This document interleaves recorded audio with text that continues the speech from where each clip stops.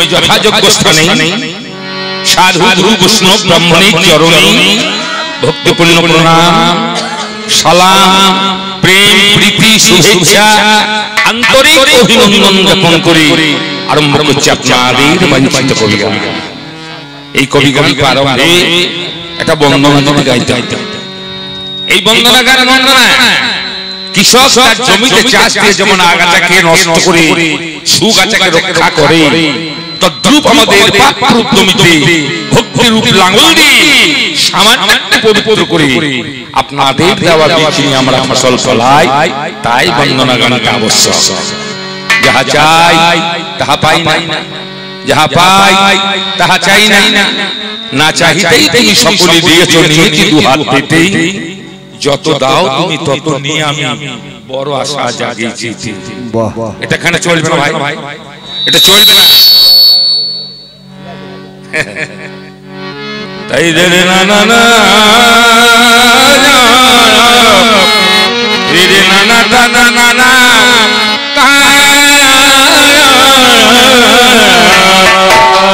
বাবা বাবা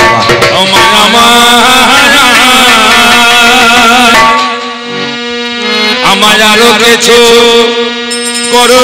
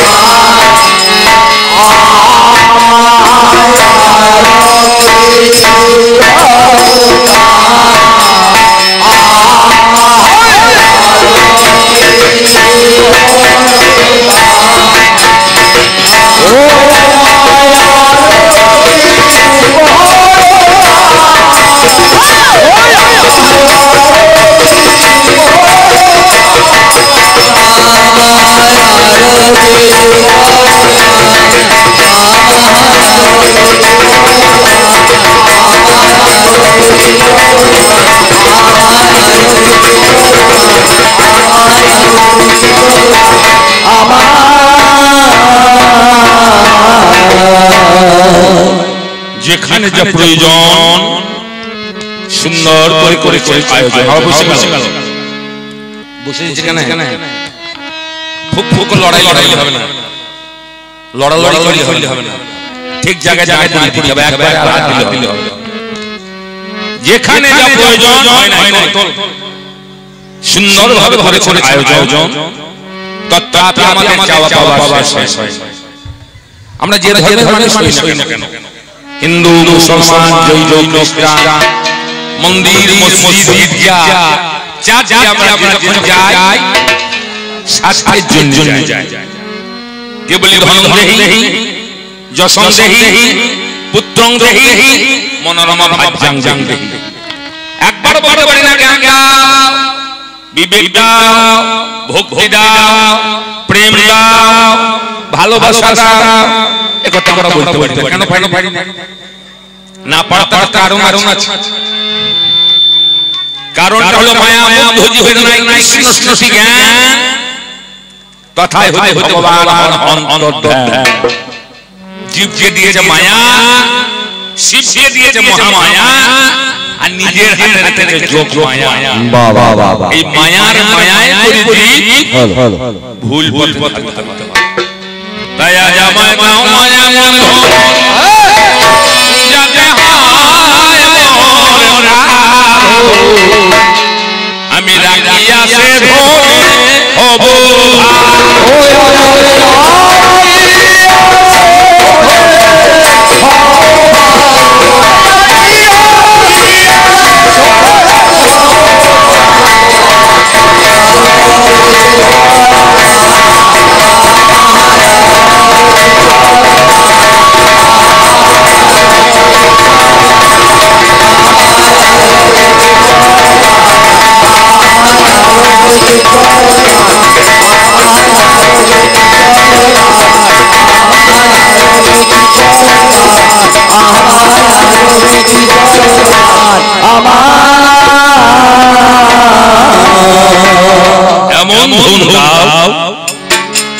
এমন মন হোক যা পেলে পরে চাওয়া বাবা বিনিবি হবে আর তোমার দরজায় আর পাচ্ছে হবে সে ধরে কি আমরা জানি না তাই তো চাইতে পারি না জানলে তো লেগে যেতাম সেটা এমন কিছু নয় গো সে ধনটা হলে একটা সুন্দরী বউ কেনা চাই তার বউটা সুন্দরী হোক কিন্তু চাইলে পাওয়া যায় যার ভাগ্যে যেমন তার ভাগ্যে তেমন ভয় খাবেন না ওই পলাশ করা ঠোঁট পটল চেরা চোখ আমি ওই বউটার কথা বলছি না কারণ ওই বউটার সঙ্গে ঘর ঘরে করে প্রত্যেকটা মানুষের জীবনের একটা সময় ঘেন্না ধরে যায় কেন জানেন এরা সকালবেলা হলে সর্বর্ণেরা আর ব্যঞ্জন বলে জন্য দিয়ে বলি আনো কি আনবো বলে চা চিনি হাট বাজার সাবান কাপড় চোপড় এমানি এদের শেষ নাই আমি ওই বউটার কথা বলছি যা চলো ভান্ডি তা চাই দেব ভান্ডি দেখে রাজা হলো মন মনের দুটো স্ত্রী একটা নিবৃত্তি একটা প্রবৃত্তি একজনের গর্ভে জ্ঞান বিবেক বৈরাগ্য আর একজনের গর্ভে কাম ক্রোধ লোভ মোহ মদ মাৎসর্য আমার এমন কামনা নিবৃত্তি নামিনী ও যার রতিময়ী হবে পতিলোলুঙ্গা এমন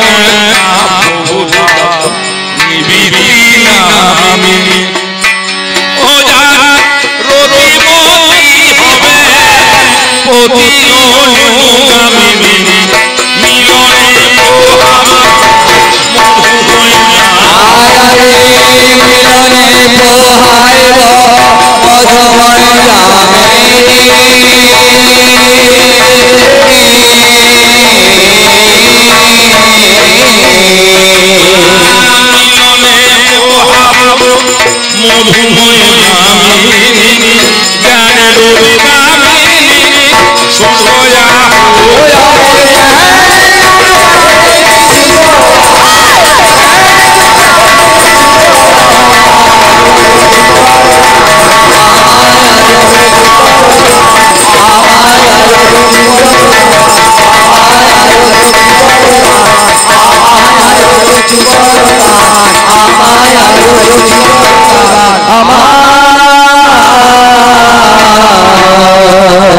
শাস্ত্রকার কলম দিয়ে বললেন পুত্রাত্রে ভাজ্যা পুত্র প্রয়োজন পুত্রাত্রে ভাজ্যা বউটা কিসের জন্য পুত্রের জন্য পুত্র কিসের জন্য পুণ্যাম নরক থেকে উদ্ধার করে তাই এর নাম হলো পুত্র যে পথে পুত্র যায় সেই পথে পুত্র ধায় একই পথের পথে যারা পিতার প্রীতি উৎপাদন করে তারা হলো পুত্র আর যারা পিতার প্রীতি উৎপাদন করে না তারা হলো মূত্র তাই আমি বিবেকার বৈরাগ্য দুটি পুত্র পাবো নিষ্ঠা ভক্তি নামে ওটাই উৎপাদিব বিবেকার বৈরাগ্য দুটি পুত্র পাবো নিষ্ঠা ভক্তি নামে ওটাই উৎপাদিব সচরাচর আনন্দে জামাতায় আরে সচরাচর আনন্দে জামাতায় মরিবা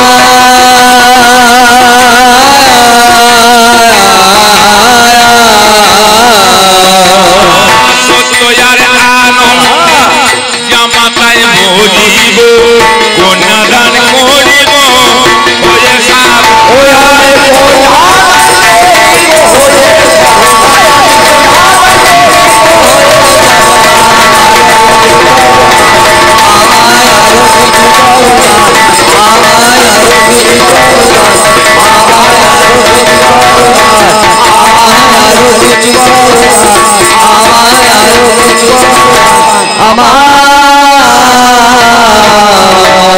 পুত্র পেলাম কন্যা পেলাম জামাতা পেলাম পুত্র বধূ অনন্ত পিতামাতার কর্তব্য বধ ধাতু থেকে সেটা বধূ যত বেশি বধ করাবে তত ছেলে বস হবে আদর করে ডাকলাম বৌমা হয়ে গেল বৌমা নিজেও ফুটবে সংসারটাকেও ফাটাবে।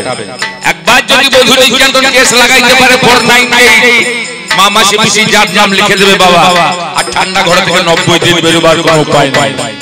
এখন ঘরে ঘরে বৌমা নিজেও ফুটবে, সংসারকে ফাটাবে, ঠিক ঠিক ব্যবহার করতে না পারে। তাই রতিমতি নামে আনবো পুত্র বধূ, হৃদয় ভরা মধু যাদের ব্যবহারেও জাদু। রতিমতি নামে আনবো পুত্র বধূ, হৃদয় ভরা মধু যাদের ব্যবহারেও জাদু। সারিয়া শ্বশুর ওই আয়া রে সাজিয়া শ্বশুর হইব শ্বশুরা,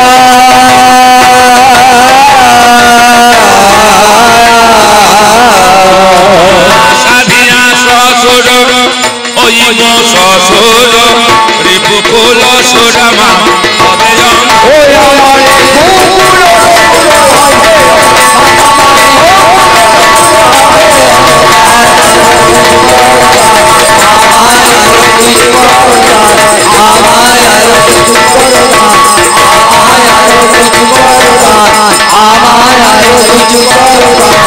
আমার জীবন যৌবন অর্থ সকলই করে ব্যর্থ। একটা সুখের সংসার তৈরি করে গৃহকর্তা স্থান হয় বাড়ির বারান্দায়, আর পরের মেয়ে বউ এসে হয় ঘরের মালিক। প্রহর ঘুরতে হয় কখন দেবে এক কাপ চা, প্রহর ঘুরতে হয় কখন দেবে এক মিষ্টি মুড়ি, প্রহর ঘুরতে হয় কখন দেবে এক মিষ্টি ভাত। তাহলে এই বয়সে এসে কি আত্মঘাতী হবে না? আত্মহত্যা মহাপাপ। 84 লক্ষ যদি ভ্রমণ করে এই দুর্লভ মানব জনম, এ জন্ম আর হয় কি না হয়। তাই করবেন যে এই অবস্থা হলি আমার পুত্র পুত্র বধূ বঞ্চিবে বাসর, নাতি নাতি নিয়ে আমি জমাই বয়াসর। পুত্র পুত্র বধূ বঞ্চিবে বাসর, নাতি নাতি নিয়ে আমি জমাই বয়াসর। পূর্ণ নামে নাতি নাতিনীর নাম আয়া আমার কোন নামে নাতি নাতির নাম পেলে,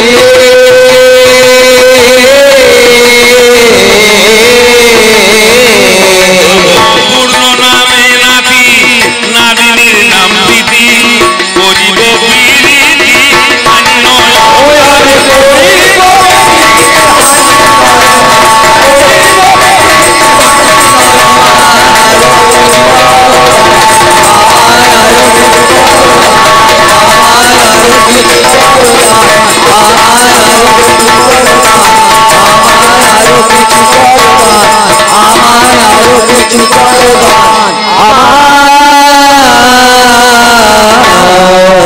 সাধন সিদ্ধ বিধ হইব যখন, বিষয় কামা কামান রয়েছে মাখানো। সাধন সিদ্ধ বিধ হইব যখন, বিষয় কামা কামান রয়েছে মাখানো। যোগের কলকে ভরে নিষ্কামা গুণ আমি যোগের কলকে ভরে নিষ্কামা গুণ ভরে,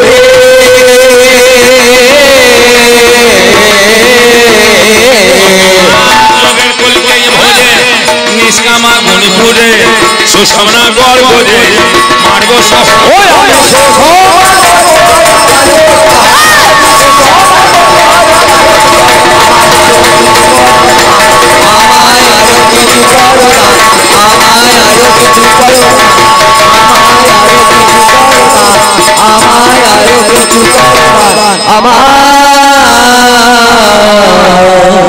আমি ভূমিতে 84 ভয় বাসে কাশি, কাশি গয় কবে হবে বারাণসী।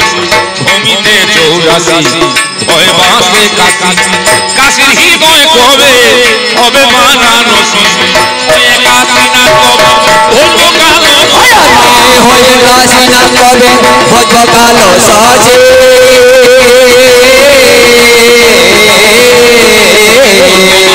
হয়ে কাশী না কবে ভোগ কালো সতী। দিবানি শিবতী গাইব জয় ওই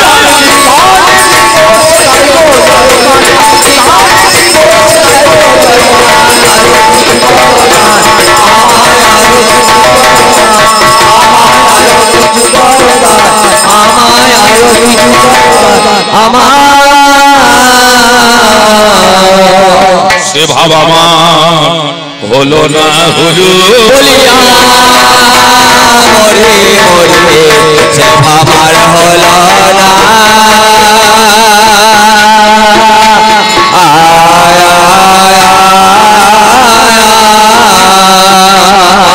আমার বিছাই গেল মানব জন হলো না আর হলো বেতায় গেল মানব হলো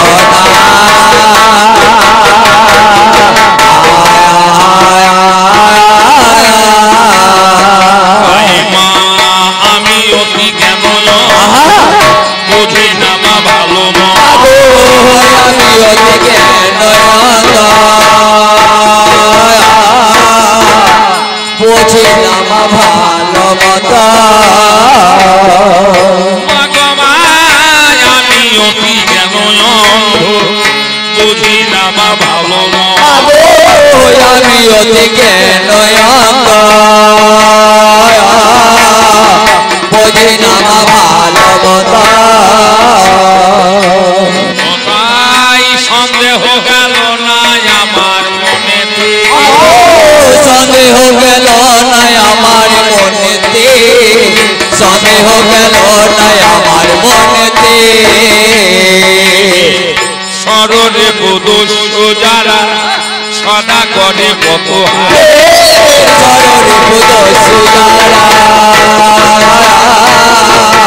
সদাই করে পতহারা সরলে বোধ যারা সদা করে কত সরলে বোধ সুজারা সদাই করে পতহারা আমার বারা ভাতে তুলে দিতে ছাই বারা ভাতে তুলে দিতে ছায় মা বারা ভাতে তুলে দিতে ছায় মা আমি থাকতে অন্য খেতে পাই না থাকতে অন্য খেতে পাই না থাকতে অন্য খেতে পাই না থাকতে অন্য খেতে পাই না বলে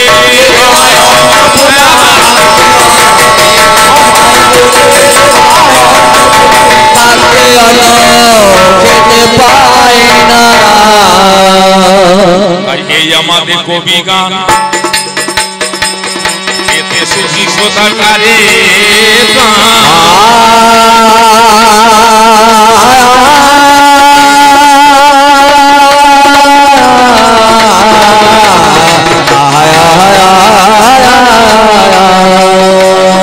এই কবি গান ভারী মজার ছবি আমরা যত চারণ লেগে যাবে রায় কত হলে ফুটিয়ে তুলি বাংলা মায়ের ছবি বাংলা মাঝে মধ্যে নিঃস্ব নয় দেখিলাম ভাব দিয়েছে বিস্ময় সেই ভাবেরও গভীরতা কত আজ পেয়ে শুধু লোকে লোকে কবি গানের উপলক্ষে আমরা কিছু কিছু করার জায়গা কত বাংলা বলে নয় গো কাঙাল দেখলাম ধনী জনে পূর্ণ রায় পরের পানে থাকবে চেয়ে যে বাংলা সে বাংলা নয় বঙ্গমাতা চিররানী আদরের মা দুলালী আজ আপন রূপের উজ্জ্বল ছটাই বিশ্বখানা ভোলালি ভারে মায়ের হাজার মানিক দেখলাম বিশ্বপিতার বিরাট গান আজ বিশ্বখানা তোমার দেহ সকল দেহে তুমি প্রাণ বাঁধন হারা লাগবাগে মা আজ হারা যে পরাণ বলবো আকাশ বাতাস কাঁপিয়ে তোলে বীর কবি কাজী নজরুল বঙ্গমাতার বিশ্ব মাঝে দৃশ্য চমৎকার আজ বিশ্বকবি রবি ঠাকুর তোর কোলেতে জন্মজাত শ্রীরাম সীতার চরণ রেখা মা গমা রেখে গেছে এই দেশে আদিত্যের শ্রেষ্ঠ রাজা নবরত্ন যার বাসে এই দেশেতেই জন্মেছিল এই যে কবি কালিদাস বিদ্যাপতি চণ্ডীদাস আর গৌর নিতাই শ্রীনিবাস 100 বছর পদ ভরে কম্পিত আমার বিশ্ব আমরা সব ভাই মিলে উড়ালে নিশান ভীষণ হবে দৃশ্য আসলে জাপান জার্মান ছুটে আমরা পড়বো ঝাঁপিয়া হিমাচল গিরি বিশ্বে উড়াবো আমরা তুলিব কাঁপিয়া ছুটি বই আকাশ চোর মাঠ করি বজ্র পানি দূরে ছুটি ধরে তাদের ফেলাবো ভূতলে আমরা চলিব স্বর্গে বাংলার এই প্রতিদানে বড় নয় তো বিশ্ব কাঙালি আজ আমরা জগৎকে দেখিয়ে যাব বিশ্ব এটাই আমাদের বাংলা মায়ের অবদান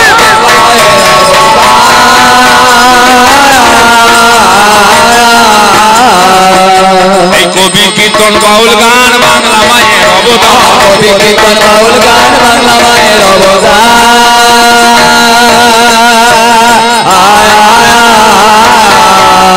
কবে সোনামে চলে না কো না দেরে না দেরে না না এটা জেনে সখী জনা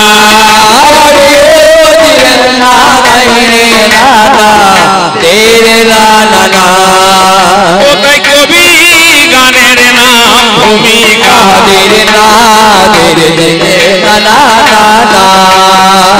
করেছে রচনা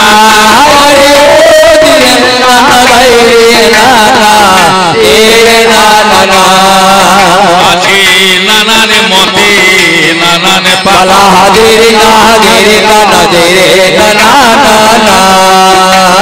কবির মাঝে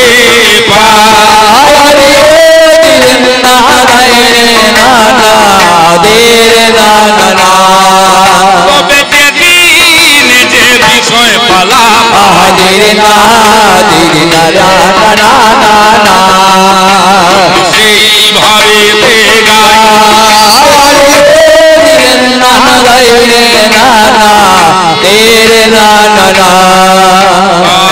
যত যত গানা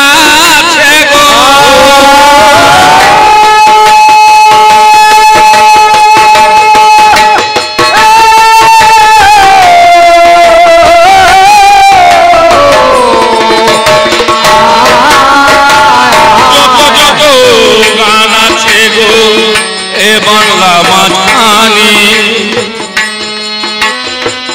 এক দলে গান হয়ে থাকে সব জানেন সখীজন আমাদের বাংলায় যত গান আছে সব এক দলে হয় কীর্তন গান এক দলে যাত্রা গান এক দলে বাউল গান এক দলে পঞ্চরস লাগাইলে এক দলে জলসা লাগাইলে এক দলে রামায়ণ লাগাইলে এক দলে কবি কি চলে এক দলে ফটিক ভাই সারা দিচ্ছে না কেন কবি গান এক দলে হবে হবে না কেন হবে না সব গান যদি এক দলে হয় তাহলে কবি গান হবে না কেন সব গানই তো এক দলে কেন কবি গান এক দলে হবে না উত্তর দিতে হবে এই বড়ার মাটি কবির মাটি আমি জ্ঞান হয়ে থেকে শিখেছি এই আসলে কবি গান হয় আজ আমার ভাগ্য চরম সুপ্রসন্ন আজ আমি সেই মাটির উপরে দাঁড়িয়ে সেই জায়গায় জন্মগ্রহণ করে আজ আমি ছড়াদারি করতে পারি এখানে বিশিষ্ট বিশিষ্ট লোক আছে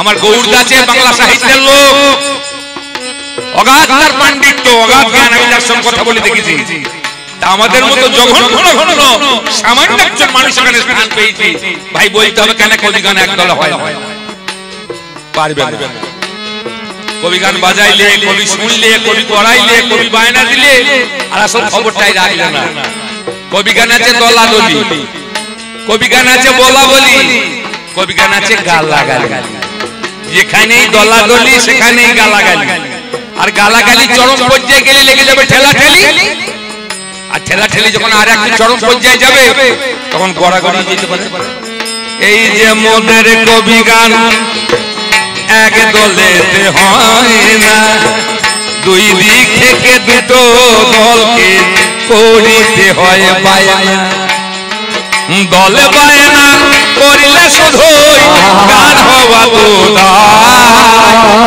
তার মাঝেতে বিষয় পালা কিছু একটা চাই দলেরই গান হবে না বিষয় লাগবে রামায়ণ মহাভারত গীতা ভাগবত কোরআনে পুরাণে আধুনিকে পৌরাণিকে আর সাহিত্য দর্শনে সামাজিকে ঐতিহাসিকে কবির পালা বিষয় ছাড়া এক বিজ্ঞান সনামে চলে না কবি জেনে সুভিজনা সনামে চলে না কবি জেনে সুভিজনা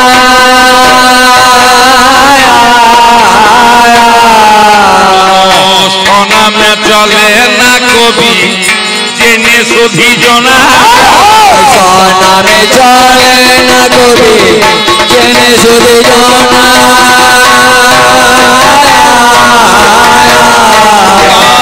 কবি গানের নাম ভূমিকা করিলেন রচনা কবি গানের নাম করিলেন রচনা কবি গানের নাম ভূমিকা করিলেন রচনা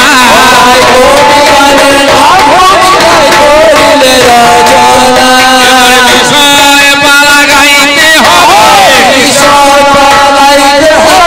নাম ভূমিকা গাইতে হবে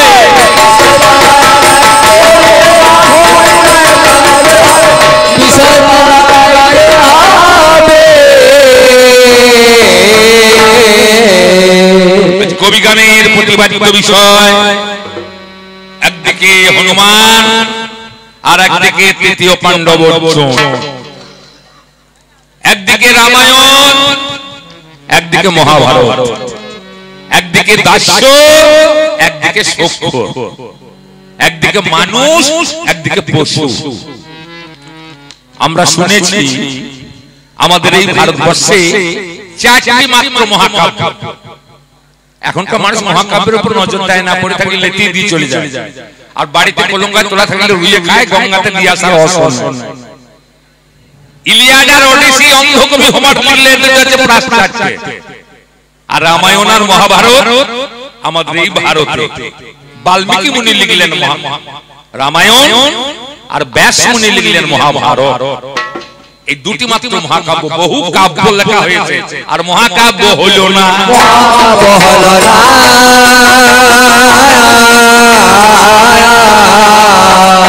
অনেক কাব্য পাবেন কিন্তু মহাকাব্য আর পাবেন না। একটা রামায়ণ একটা মহাভারত ছাড়া আর মহাকাব্য নাই। আপনারা খুব চালাক লোক, একসঙ্গে রামায়ণ আর মহাভারত হবে, রামায়ণে মহাভারতে গান শুনিতে পাবে। রামায়ণের হনুমান যেজন সাজিয়া দাঁড়াবে, তাহলে গোটা রামায়ণের কথা তাকেই বলতে হবে।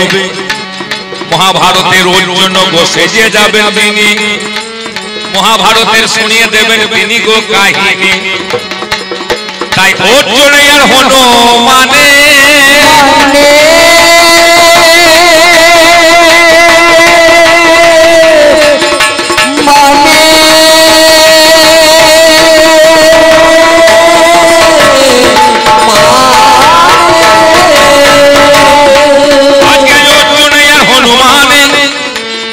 আমরা সেজে দাঁড়ালাম দুজনে, মুখের কথায় সাজিয়া দাঁড়াই।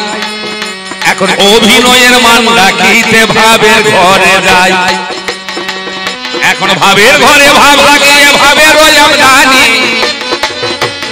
অনুমান অর্জুনে যেবার হোক জানা জানি, কেমন ধারায় অভিনয় একটু খুলে বলা চাই। আপনারা যাত্রা গানে সকলে তো দেখেছেন ভাই, যাত্রা গানের মাঝখানে একজন বাহিরে গান ধরে, বিশ্বিক সমদংশন করে জ্ঞান দান করে, বিশ্বিক সমদংশন করে জ্ঞান করে যায় দান। ওরে আসর মাঝে দেখলাম তার নাম বিবেকের গান, বিবেকে দংশন করে জ্ঞান দিয়ে যায়। অভিনয়ে শেষে যখন ঘরে যাবে ভাই, অভিনয়ে শেষ করে যখনই যায় ঘরে, ওরে মাকে মারে, বউকে মারে, বাপকে মারে ধরে, বায়না পেলে আসরে বিবেকের গান গায়। আর ঘরে গিয়ে অবিবেকী কর্ম করে। লোকটা আসরে বৃষ্টির সময় দংশন করে জ্ঞান দান করলো, বিবেক দান করি। বন্ধু যখন আমার বাড়ি গেল, বাড়ি গিয়ে মাকে মারছে, বাপকে মারছে, বউকে মারছে। যার এক বিন্দু বিবেক নাই, সে বিবেকের অভিনয় করে।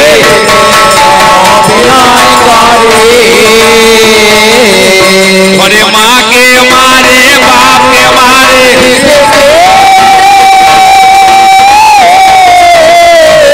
অভিনয় করে। অভিনয়টা এইরকম জিনিস। আমি হনুমান নই, তবু আমাকে সাজতে হবে হনুমান।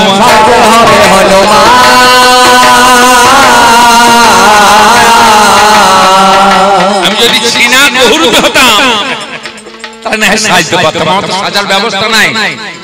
তবে যে হনুমান দেখেছেন, এটা সে হনুমান নয়, তবে নাম বটে হনুমান যোগ মহাশয়। আজ যাবত হরিয়ার দেশ থেকে আমরা কয়েকজন নল নীল সুসেন জম্বমান কয়েক অবাক, আর আমি হনুমান তখন। আজ যাবত হরিয়ার দেশ থেকে আমরা 7 জন এলাম পম্পা নদীর ধারে, ঈশ্বর মুখ পর্বতের ধারে। আমাদের প্রভুর সঙ্গে হইল দেখা, জানাই প্রকাশ করে। আজ যাবত হরিয়ার দেশ থেকে ঈশ্বর মুখ পর্বতে পম্পা নদীর ধারে রামের হইল দর্শন। তার চরণ দর্শন করি, ওরে 19টা চিহ্ন আমরা নজরে দেখি, তার চরণের চিহ্ন হেরি। লুটিয়ে পড়ি ভাই, যার সামনে দেখেছিলাম, এই তো সেজন হয় যারে সব নামাজে রাতের বেলা।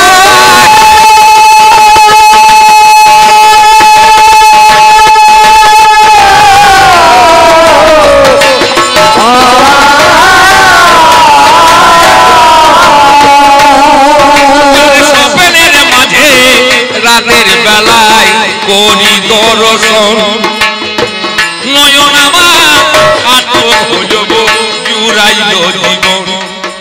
আমি যে ধন দর্শন করেছিলাম, যে পুরুষকে দর্শন করেছিলাম স্বপ্ন যোগে, সম্মুখেতে হেরি তারে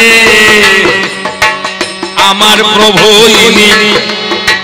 তাই রামের চরণের দাস হয়ে গেলাম আমি, সেই দিন থেকে রামের দাস।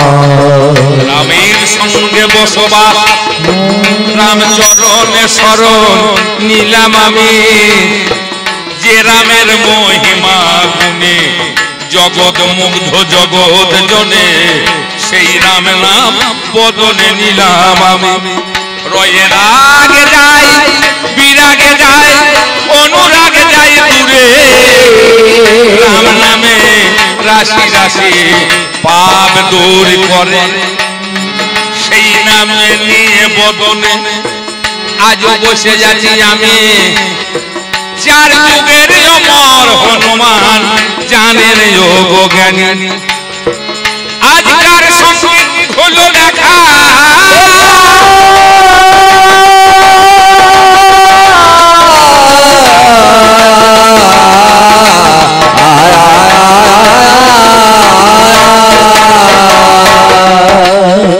ওই অর্জুনের সনে ভগ্ন সে করে ধারে দেখা গো, ওইল দুজন। ত্রেতা চলে গেছে, সত্য চলে গেছে, দাপর চলছে, দাপরও যাবে। সত্যে ছিলাম আমি বীরভদ্র, ত্রেতায় হলাম আমি হনুমান, দাপরে হব আমি কপি, আর কলিতে হব আমি মুরারি গুপ্ত। তাহলে চলে গেছে সত্য, চলে গেছে ত্রেতা। হনুমানটা রয়ে গেছে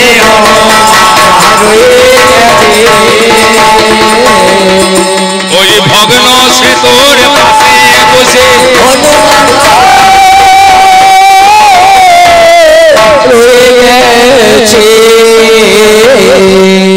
রামচন্দ্রকে সাহায্য করার জন্য আজ্ঞাবদ্ধ হরিয়ার দেশ থেকে ঈশ্বরমঠ পর্বতে পম্পা নদীর ধারে রামের সঙ্গে দর্শন করি তার চরণের চিহ্ন দেখে আমরা তার চরণে শরণ নিলাম আমরা তার চরণের দাস হলাম পাঁচটা ভাব ভগবানকে পেতে হলে একটা ধরতেই হবে আশ্রয় লইয়া ভজে তাই প্রভু নাহি তোজে আর সব মরে অকারণ শান্ত দাস্য সখ্য বাৎসল্য আর মধু শান্ত ভাবে ভগবানকে কারা পেল শান্ত ভাবে ভগবানকে পেল মুনি ঋষি যারা দাস্য ভাবে ভগবানকে কে পেল দাস্য ভাবে ভগবানকে পেল হনুমান সখ্য ভাবে ভগবানকে কে পেল অর্জুন এবং ব্রজরাখাল বাৎসল্য ভাবে ভগবানকে কে পেল যশোদাময়ী মা আর মধুর ভাবে ভগবানকে কে পেল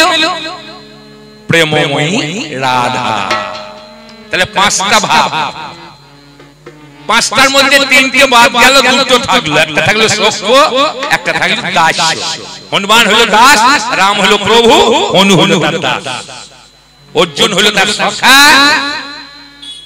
ভগবান অর্জুনের সখা অর্জুন ভগবানের সখা এরা হলো বন্ধু দাস তবে ভক্ত বড় শক্ত কথা বাবারে ভক্ত বড় শক্ত কথা গুরু রবে বসে গাছের ফল রইল গাছে মোটা পড়বে কইছে ভক্ত কি আর কথার কথা সাজলে হবে ভাই তুমি কেমন করিয়া হইলে ভক্ত বললো তো আমায় ভক্ত বড় শক্ত কথা গুরু থাকবে বসে ওরে গাছের ফল থাকবে গাছে মোটা পড়বে কইছে আজ ওই ভক্তের হবে দম আমি শনিবারে পাই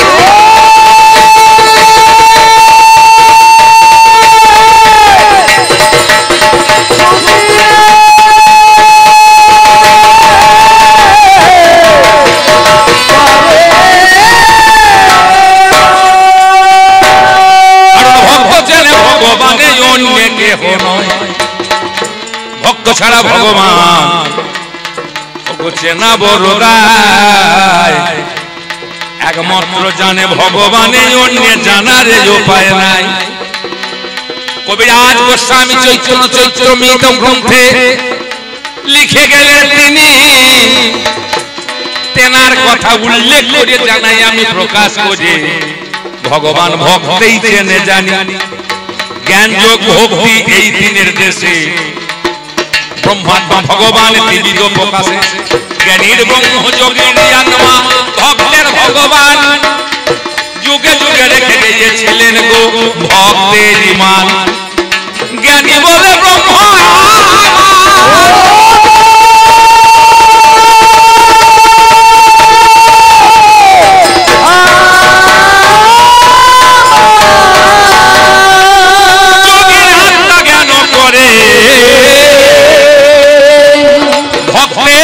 ভগবান ভক্তের দুয়ারে ভক্তের দ্বারে থাকে বাঁধা গো যুগে যুগে জানি আজ সেই ভক্তের সঙ্গে দুই ভক্তেরও জানা জানি রাম আমারও চলে গেছে আমি আছি পড়ে আমি বসে বসে নাম করি ভগ্ন সেতুর ধারে ভাঙা সেতুর ধারে বসে আমি গাইছি গোরাম না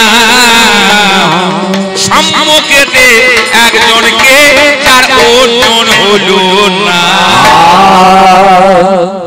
সম্মুখে একজন মানুষ এসে দাঁড়িয়ে বলছে দাদা বলে কে আমি তৃতীয় পাণ্ডব অর্জুন বলে কি ব্যাপার আমার নামে ব্যাঘাত ঘটাইছো কেন তুমি জয় জয় রঘুপতি রাঘব রাজা রাম অতীত পাবন জয় সীতারাম রঘুপতি রাঘব রাজা রাম অতীত পাবন পাবন জয় সীতারাম জয় জয় রঘুপতি রাঘব রাজা রাম পতিত পাবন জয় সীতারাম জয় জয় রঘুপতি রাঘব রাজা রাম রাম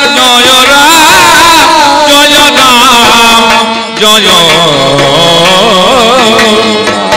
জয় জয় রঘুপতি রাঘব রাজা রাম পতিত পাবন জয় সীতারাম জয় রঘুপতি রাঘব রাজা রাম পতিত পাবন জয় সীতারাম পত্রখানা লইয়ে হাতে গো সম্মুখে দাঁড়ালো তুমি আমার বয়োজ্যেষ্ঠ দাদা বলাই ভালো তুমি আমার এক যুগের বড় তোমাকে আমি দাদা বলে সম্বোধন করি সখার কথায় পত্র লইয়ে এলাম দিতে নিমন্ত্রণ ওগো দাদা গ্রহণ করো মোর নিমন্ত্রণ কিসের নিমন্ত্রণ কার নিমন্ত্রণ কিসের নিমন্ত্রণ বলো ভাইয়া শুনি রাজ্য লয়ে হবে দ্বন্দ্ব যাবে দাদা দাদা গো আমাদের ভাই ভাইয়ের রাজ্য নিয়ে দ্বন্দ্ব তোমাকে যেতে হবে যুদ্ধ হবে আমাদের যুদ্ধ ঘোষণা হয়ে গেছে আগামী প্রথম হেমন্ত ত্রয়োদশী তিথি শুক্লপক্ষে কুরুযুদ্ধ আরম্ভ হবে অমাবস্যায় হবে যুদ্ধ শেষ 18 দিন যুদ্ধ হবে আমাদের যুদ্ধের দিন ঘোষণা হয়ে গেছে দাদা তোমাকে যেতে হবে আমি বললাম ভাই রে যুদ্ধ করা ভালো নয় শোনো ভাইয়া কানে যে যুদ্ধ দেখেছি আমি রাম আর রাবণে রক্তের নদী বইয়ে গেছে ভাই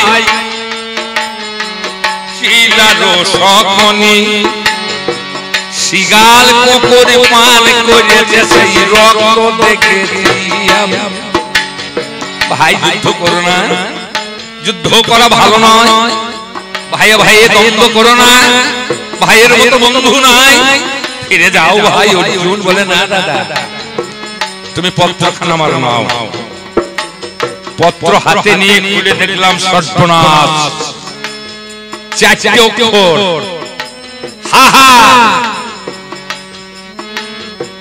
করি আমি দেখে আশ্চর্য হলাম সর্বনাশ এই 4টি অক্ষরের অর্থ একমাত্র জানি আমি ভাই অর্জুন তুমি কি এই 4টি অক্ষরের অর্থ জানো এই 4টি অক্ষর তোমার ভগবান পত্রের অবশেষে কেন লিখলো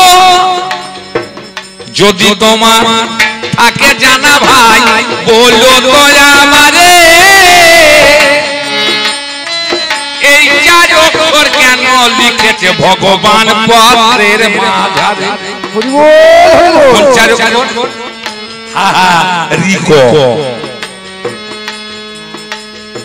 বেশ ভাই যাও আমি বুঝতে পারলাম তোমার শাখার উদ্দেশ্য আমি বুঝতে পেরেছি আমি যাব ভাই তবে ন্যায় যুদ্ধ দেখবো আমি অন্যায় তো নয় তবে অন্যায় যুদ্ধ হলে পরে আর রব নাই যেদিন এই অন্যায় যুদ্ধ নজরে দিব সেই দিন কুরুক্ষেত্র স্থান ত্যাগ করিব বলে ধর্মক্ষেত্রে ধর্মযুদ্ধ দেখবে দাদা তুমি স্বয়ং ধর্মের রথের সারথি হবেন তিনি যেখানে স্বয়ং ধর্ম থাকে অধর্ম কি হয় স্বয়ং কৃষ্ণ ভগবান আমার রথের সারথি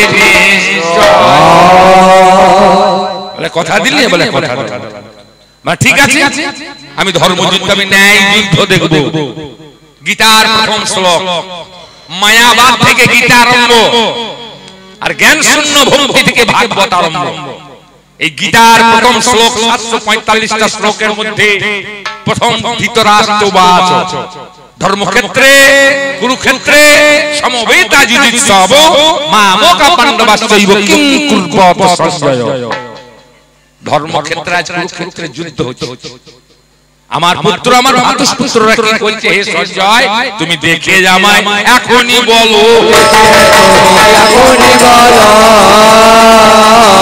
তুমি দেখে জামাই এখনই বলো, জানতে আমার ইচ্ছা হলো, এখনই বলো। কুরুক্ষেত্রে যুদ্ধ দর্শন করে গবলবন মুনির পুত্র সঞ্জয় ধৃতরাষ্ট্র এবং গান্ধারীকে হস্তিনাথের সমন করাবে, সেই যুদ্ধ হবে।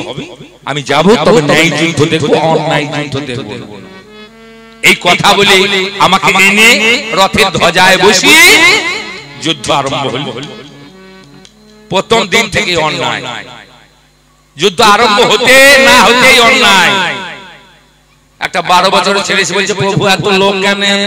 তা বলে যুদ্ধ হবে, বলে কদিন? 18 দিন। বলে যদি এখনই মেরে দিই, বলে পারবি? বলে হ্যাঁ। পরীক্ষা দিতে পারিস? বলে হ্যাঁ পারি। কলেজ গাছের পাতা কটা সব ফুটো করে দিকে দেখবো বান মেরে। একটা পাতা পায়ের তলায় চেপে ধরে বলছে পাতা কটা সব ফুটো করতে হবে, সব পাতা ফুটো হয়ে গেছে। বলে একটা হয় না। বলে কই দেখি। সেই পাতাটা পা তুলে দেখাতে দেখছে ওটাও হয়ে গিয়েছে।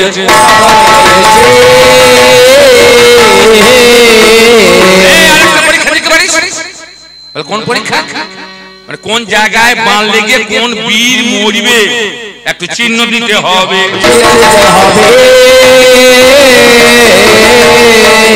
আমি জানি না সে বালককে 12 বছরের ছেলে ধনুর বানখানা নিয়ে মন্ত্রপুত করে শূন্য মার্গে সিন্ধুর বান যোজনাতে শূন্য করে দিল।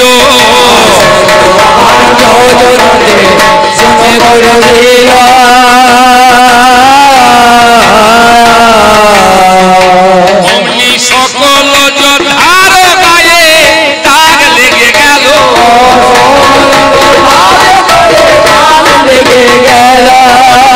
সকল যোদ্ধার গায়ে দাগ লেগে গেল।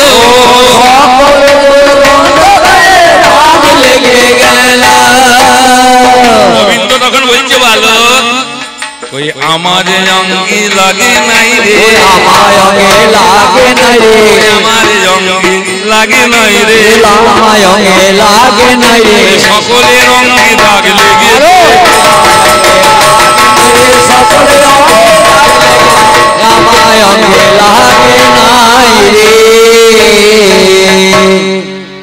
বলে তা তো বটে। বলে আপনার অঙ্গে আমি দাগ দিতে পারি। এক তুংশ কলা পুংশ কৃষ্ণস্তু ভগবান স্বয়ং।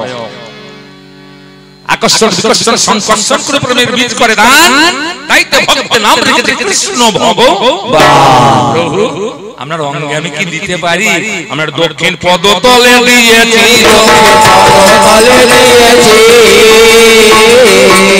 অমনি আমার ভগবান কি কর্ম করিল, দক্ষিণ পদতল খানি দেখিবারে পেল সিঁদুরের দাগ লেগে আছে দক্ষিণ পদতলে। পূর্বের কথা পড়েছে মনে গো, আমি জানাই কথা বলি। যেমন পূর্বের কথাই আমার মনে পড়িয়া গেল। সুদর্শন চক্র মিয়াও ভাগ করিল। সুদর্শন চক্র সে কি কর্ম করে? ওরে খচ করে ছেলের মাথাটা দিল এবার কেটে। এবার কাটা মাথা যায় গড়া গড়ি, কাটা মাথায় বলে হইব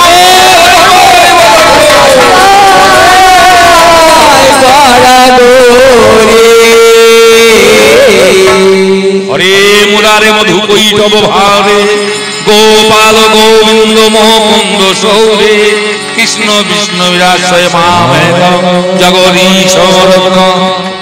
প্রভু আমি বড় আশা করে এলাম, যুদ্ধ দেখব বলে।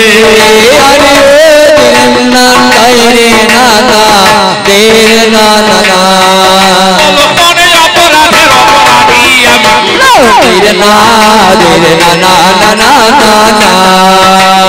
আমায় মেরে দিলে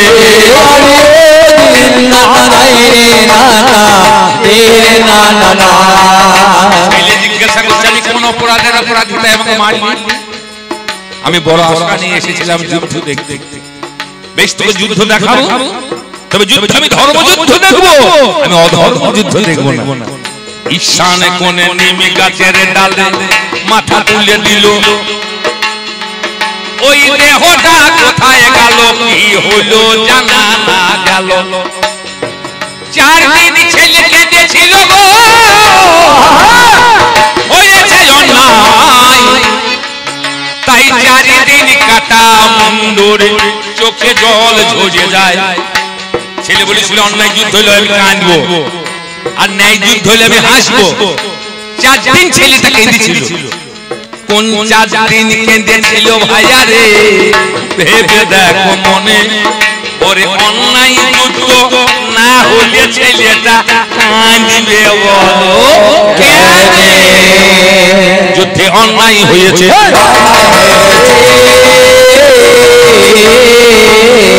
আমি বলে জানাই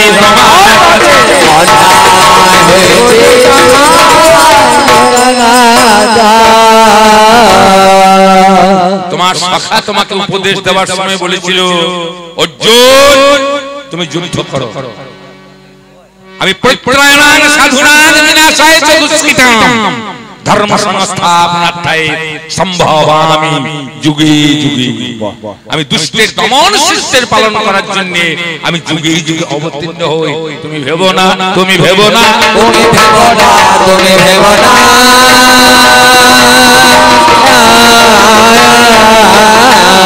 তুমি অস্ত্র ধরো, যুদ্ধ করো,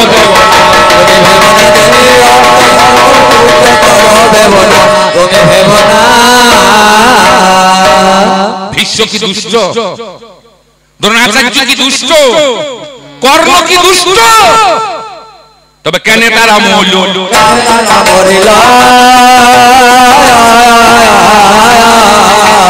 অন্যায় যুদ্ধ হলো কেন তারা মরল? অন্যায় যুদ্ধ হলো কেন তারা মরল?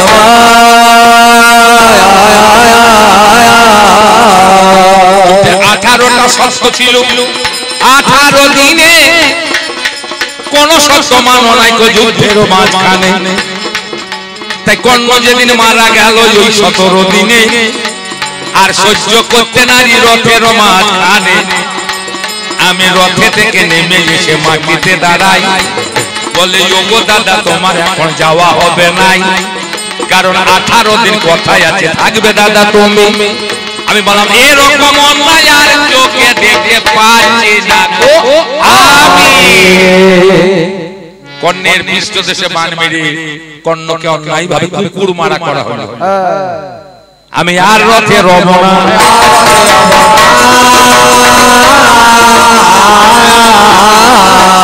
আমি বলছি কর্ণের অপরাধী, কর্ণের রথের চাকা মেদিনী গ্রাস করেছে। আচ্ছা ভাই অর্জুন, তোর কোন অপরাধ ছিল ভাইয়া বলো?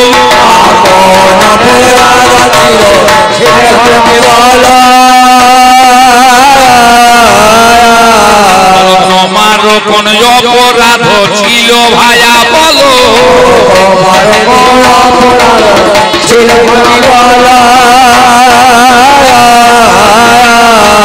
তোমার একটা রথের চাকা কেন গেজে গেল?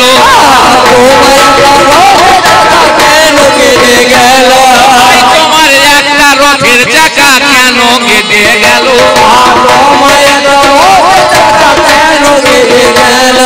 রথের চাকা গেজে গেল, রথের চাকা গেজে গেল। বলো বলো, কথা খুলে বলো।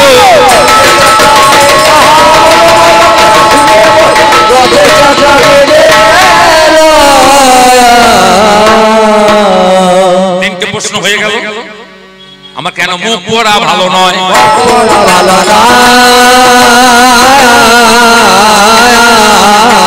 কেন লেজটা পড়ে নাই? মুখ পড়া ভালো নয়, মুখ পড়া ভালো নয়।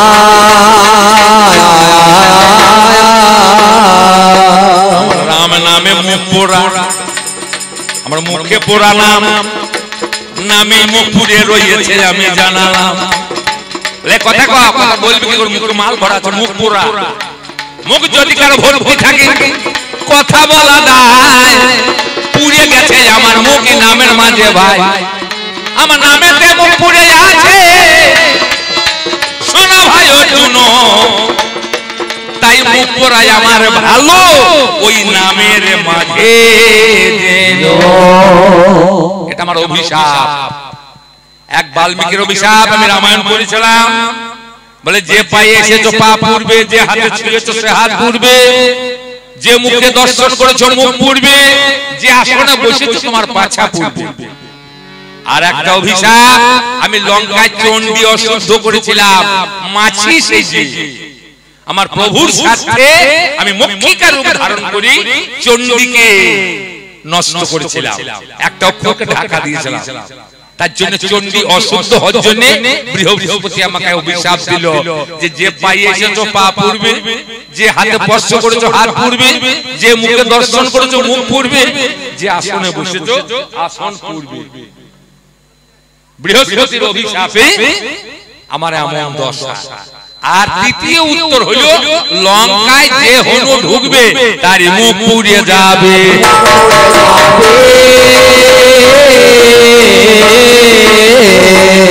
দেহ লঙ্কা দেহ হনু, এটা দেহেই লঙ্কা দেহেই আছে হনু।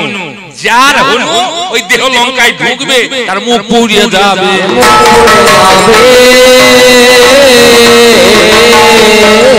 মুখটা যে তার কালো হবে,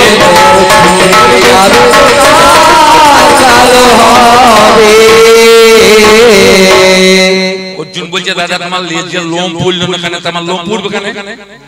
কাপড় দিয়ে ঢাকাই।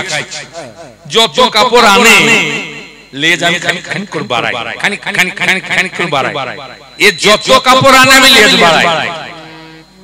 রাবণ রাজার ৭২,০০০ নারী, ৭২,০০০ নারীকে উলঙ্গ করে ঘরের কাপড় শেষ করে সাগরের জলে ডুবিয়ে দিয়ে বলি বস খানিকক্ষণ হনু তোকে মার। এরা কি করবে? রাজার কথায় ল্যাংটা হয়ে কাপড়গুলো পাড়ে ছড়িয়ে দিল, জলে নেমে গেল। সে কাপড় জড়াইলে আমি লেজ বাড়াই, কারণ আমি অষ্ট সিদ্ধি জানি, আমি অষ্ট সিদ্ধির সাধক। কাপড় যত আনে আমি লেজ তত বাড়াই। এবার যখন কাপড় শেষ আর নাই তখন বলছে যা তোরা কোথায় যাবি? অশোক কাননে সীতা আছে, ওরে তার কাপড়টা খুলে আন।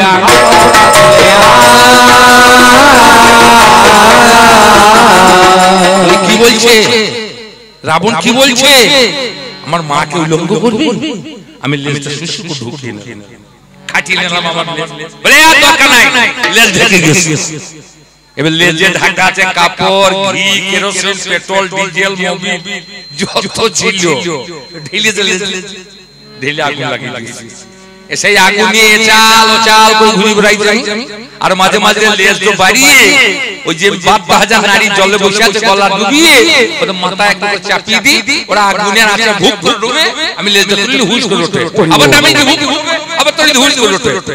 এই ডোবা ওটা করতে করতে ওদের পেট ফুলে সব ধামা হলো।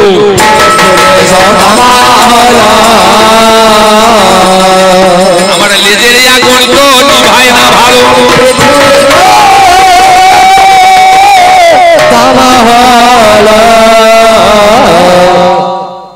আগুন নেবাইছে না, দদু পায়ে করে চেপে দিচ্ছি, লেজ নেবাইছে, চেপে বসছি নেবাইছে। ছুটে গেলাম মায়ের কাছে, মা জানো কি আমার আগুন নেবাবে কি করে? কাপড়টা শেষ হয়ে আসছে, কাপড় তো বেশিক্ষণ থাকবে না, বহুত কাপড় জড়ানো আছে। তাহলে এক কাজ কর, তোর বাবার নাম করে তোর মুখে ভরি, লেজটা ধরবি, আপনি আগুন নিভিয়ে যাবে।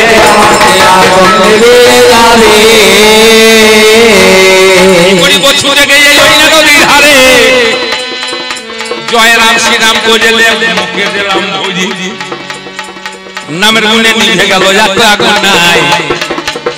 ওরে কাপড় গোলা জড়ানো ছিল লেজের মাঝে ভাই, তখনও তো কিছু কাপড় লেজের মাঝে ছিল, তাই লেজ পর্যন্ত ওই আগুনটা যেতে না পারিল। জামাটা পুড়বে তবে তোমার হাতটা পুড়বে, যেমন না পুড়বে হাতটা পুড়বে। শেষ পর্যন্ত যেতে পারে না আগুন, তাই আমার একটাও লেজ পড়ে না। এই তো পুরা কথা। তুমি পেলে ব্যথা, তুমি করলে অযথা। দাদা লেজ পড়লো না কেন? আগুন আগুন লাগবে তবে তো পড়বে। আমার লেজ পর্যন্ত আগুনই যায় না, তাই লেজের লোম পড়ে না, আগুন যায় না। আচ্ছা ভাই অর্জুন, তুই ভগবানকে কোথায় পেলি? কোথায় পেলি ভগবানে? কবে সখা হলো? কোথায় পেল ভগবানে? কবে সখা হলো? মানুষ এত খুঁজে বেড়ায় পায় না কেন বলো? মানুষ খুঁজে বেড়ায় পায় না কেন বলো? মানুষ এত খুঁজে বেড়ায় পায় না কেন বলো? মানুষ খুঁজে বেড়ায় পায় না কেন বলো? কেমনে পেলে ভগবানে? কেমনে পেলে ভগবানে? কেমনে পেলে ভগবানে? কেমনে পেলে ভগবানে? বলো বলো কবি গানে।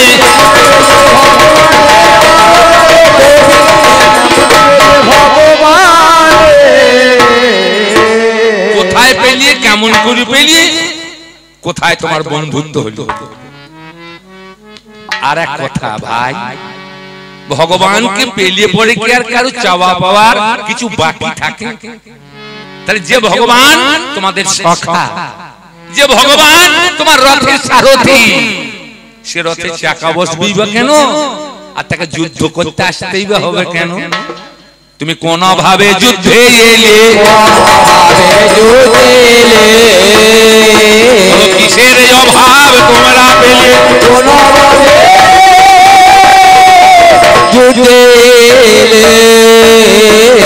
ভগবান ঘরে বাঁধা থাকতে তোমরা যুদ্ধ করতে এলে কেন? শেষ কথা, একটা মেয়েকে 5টা ভাগে ভাগ করলে, কষ্ট করলে তুমি, বগল বাজাইলো ভাই।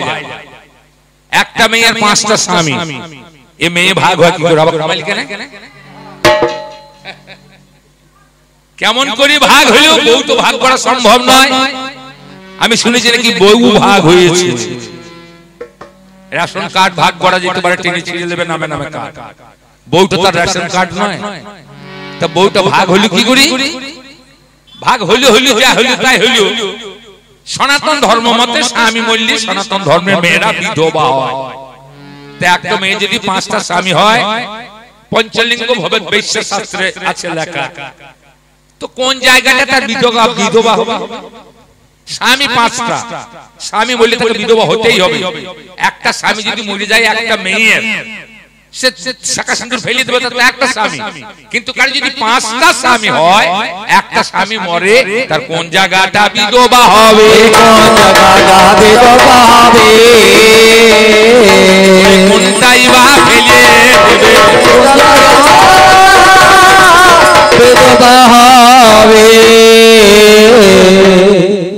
বাস, আমাকে পথ ছেড়ে দাও, আমি বনে যাই, আমি বনের পশু বনে থাকবো ভাই।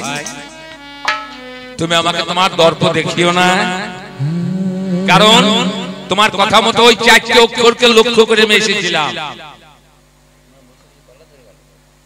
এই 4টে অক্ষরকে লক্ষ্য করে আমি এসেছিলাম, তাহলে হাহারিকা। এই হাহারিকাকে দর্শন করে আমি এসেছিলাম। আমি আবার বনে যাব, বনে আমার ভালো, কারণ তোমার বিরক্ত আমার জানা, তুমি আমার একদিন লেজ তুলতে পারো না। একদিন গরুরের অহংকার হয়েছিল যে আমার মতো ভক্ত জগতে কেউ নাই, আমি ভগবানকে পিঠে করে নিয়ে বই। সুদর্শনের একদিন গর্ব হলো, আমার মতো ভক্ত কেউ নাই, আমি ভগবান আঙ্গুলে ভগবানে ঢুকে থাকি, ভগবান আমাকে ভালোবাসে। আমাকে বললো, হনুমান তুমি এক কাজ করো, তুমি দেবী দয়ে বসো, যেন নীলপদ্মকে ভাগ না দেয়। সুদর্শনকে বলে, সুদর্শন আমার এই বৈকুণ্ঠে যেন কেউ প্রবেশ করতে না পারে, তুমি দরজায় গার্ড দাও। আর গরুরকে বললো, গরুর তুমি যাও, দেবী দহে নীলপদ্ম আছে নিয়ে এসো। গরুর যেই পদ্ম আনতে গেল, হনুমান বললে হবে না, বগলে বললো গরুরকে, বলে প্রভু বলেছে, বলে চল তো প্রভুর কাছে যাচ্ছি। দরজায় ঢুকতে দেয় না, সুদর্শন বনবন করে ঘুরছে। হনুমান কইরাঙ্গুলটা ঢুকিয়ে দিলে সুদর্শনের মাঝখানে। সুদর্শনকে আটকে দিয়ে বগলে গরুরকে ভরিয়ে পদ্ম হাতে নিয়ে দিয়ে নারায়ণের হাতে। দর্প দেখিও না ভাই, আমি আগেই নিষেধ করেছিলাম যুদ্ধ ভালো নয়। তুমি আমার লেজ তুলতে পারো না, আমি কদলি বনে বৃদ্ধ হনুসে যে পড়েছিলাম, তুমি লেজটা নড়াইতে পারো না। সেদিন বলেছিল তুমি কোন মহাজন, তুমি আমার কাছে পরাস্ত হয়ে আমার বীরত্ব জেনে, আমার অস্ত্র সিদ্ধি জেনে তুমি আমার কাজ করেছো নিমন্ত্রণ। আমি তোমার অন্যায় যুদ্ধ দেখলাম, আর আমি যুদ্ধ দেখবো না। ভীষ্মকে মেরেছে অন্যায় করি, দ্রোণকে মেরেছে অন্যায় করি, কর্ণকে মেরেছে অন্যায় করি, 12 বছরের ছেলেকে মেরেছে অন্যায় করি, আর আমি অন্যায় দেখতে চাই না। পথ ছেড়ে দাও, আমি বনে যাই। এই বলে আমার পাল্লার আমি এখানে তীর কাটলাম। যাবার বেলা কি বলি, আমার জীবনে দিনগুলি কেটে গেছে হায়, ভোলা খেলায় রঙ্গ রসে একা কাঁদি পথে বসে। আমার জীবনে দিনগুলি কেটে গেছে হায়, ভোলা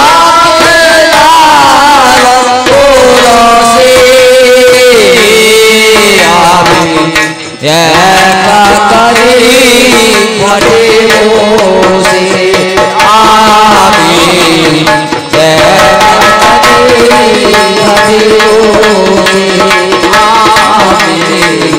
একা কাঁদি ঘাটে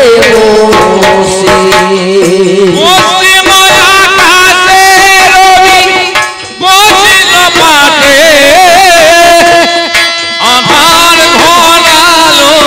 চারিপাশে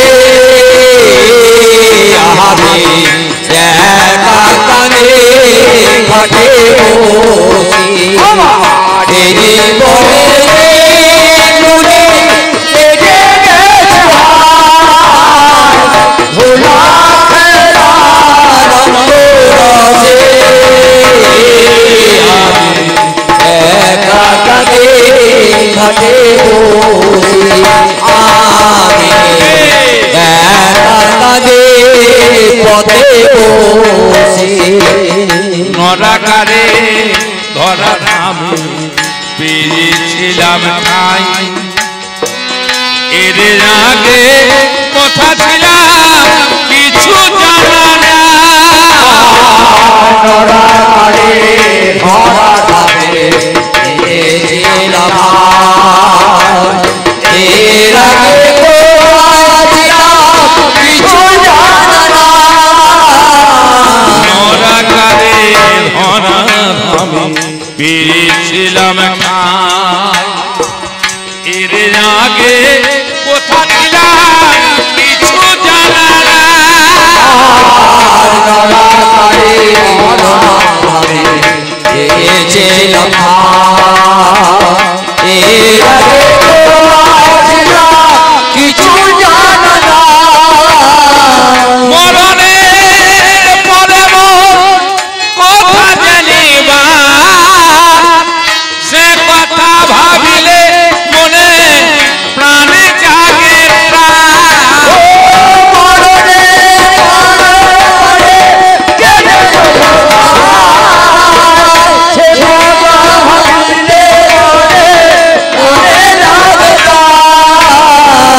অসীমে পারাবার কে কথায় হলো পার, কালে কে আয় গেল এসে আমি একা কাঁদি পথে বসে, আমি একা কাঁদি পথে বসে, এই জীবনে দিনগুলি কেটে গেছে হায়, ভোলা রঙ্গ রসে, আমি একা কাঁদি পথে আমি একা কাঁদি পথে বসে।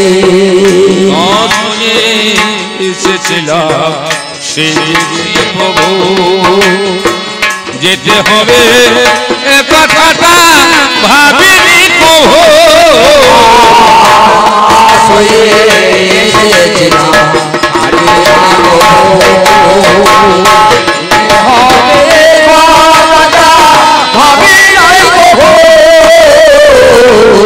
শুয়ে এসেছিলাম সেজেছি প্রভু যেতে হবে এ কথাটা ভাবিনি কহো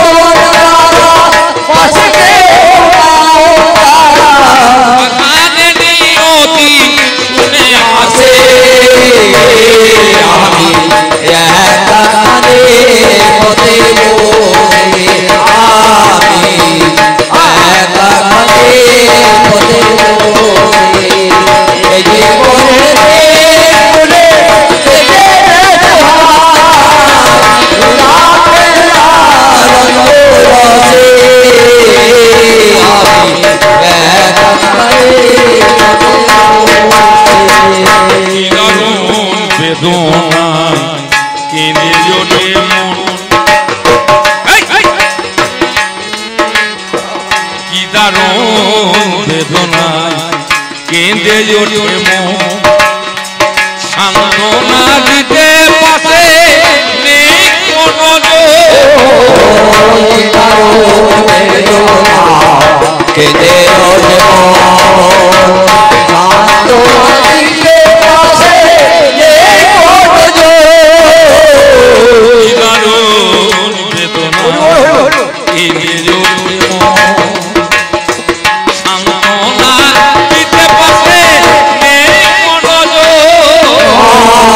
দারুণ বেদনা কেঁদে ওঠে মন সান্ত্বনা দিতে পাশে